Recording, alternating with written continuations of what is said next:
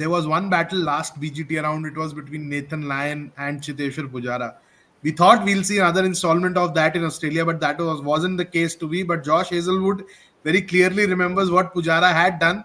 Now, Srini, just quickly moving towards the batting bit, just briefly, because Hazelwood spoke about Pujara, how he would tire out the bowlers and frustrate them. Now there will be no Pujara, and we were discussing before the show when we were discussing about the openers and the playing 11 and the number 3 position. But just that Pujara void. I don't want to go too much into batting today because we have bowling, Ashwin, spin, opposition to talk about. But just that Pujara void, that number 3 void, because right now in that 11, even in the squad sheet, even in the opposite camp, Steve Smith में अगर वो वाला mode आ गया कि हाँ आज मेरे को रन बनाना ही नहीं है तो there aren't many batters in both squads to do that Pujara job, right? Just to tire out the bowlers.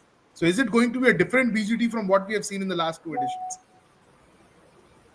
Well, different. I don't know. I mean, but it threatens to be different in the sense that what worked for India is not available at this point. What's worked for India not just in Australia but in red ball cricket. I mean, you look at India's batting since the days of the pandemic. 2020, of course, there was no Test cricket.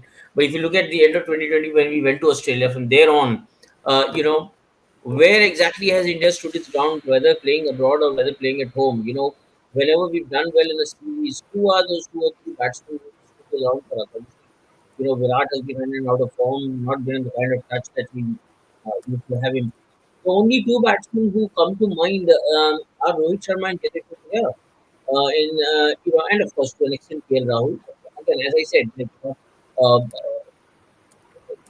was the very reason why KL Rahul became the first choice in the absence of Rohit to actually replace him in the utmost.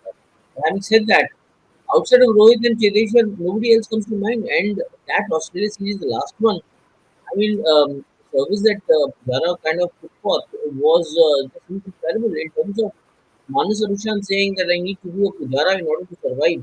That speaks a lot in terms of what Pujara did, in terms of the body closing, in terms of just his ability to stand there. I've been saying this, while in the show yesterday and the show day before, we talked about India's attack. You said just now that we are going to continue talking about India's attack. Yeah. And yes, I do agree with you when you say that, how do we pick those 20 wickets is all that is going to matter, over the next 5 days.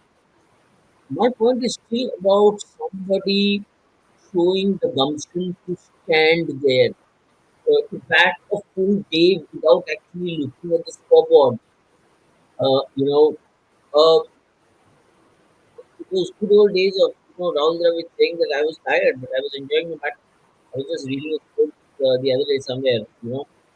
Somebody just standing there, not worrying about what are the runs on the board, what strike rate am I batting on, how, what kind of, whether the crowd is really enjoying this, whether people are cheering out there, outside of that whole white ball mindset. Yeah. Which batsman comes to mind? Nobody. There's just nobody who comes to mind.